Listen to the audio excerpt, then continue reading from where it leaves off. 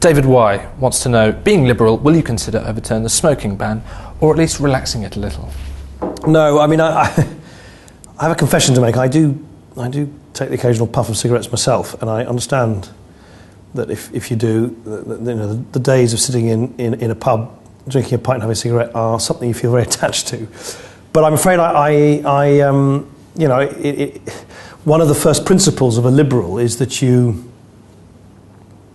in a sense, allow people to do what they want as much as you can, as long as it doesn't harm others.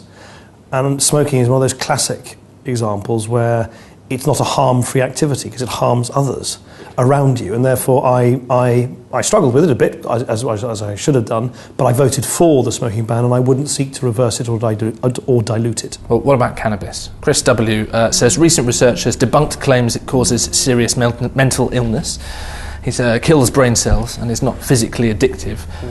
Would the Lib Dems be open? Well, we'd be guided by science, as we would do across the piece. One of the great shames about the way in which the government basically hounded out Professor Nutt and discredited the scientists when it came to advice on drugs is that it became obvious that one Home Secretary after another, and Alan Johnson is only the latest in a series of Home Secretaries, basically think they know better than science. Can I just explain? You've got something called the Misuse of Drugs Advisory Panel that advises the government on drugs policy and advises on the categorisation of drugs.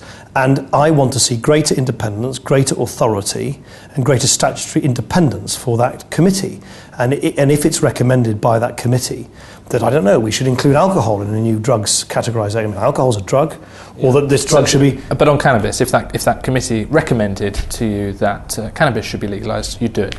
Well, I think it's obvious that just like nicotine and alcohol, they're all drugs, and it seems to me what you want to do logically is have a system of gradations where you have different sort of penalties and sanctions attached. Yeah, no, that's not the question. The question is purely if committee said to you... The committee's never recommended that, and I doubt very much they ever would. So I'm not going to get into hypotheticals.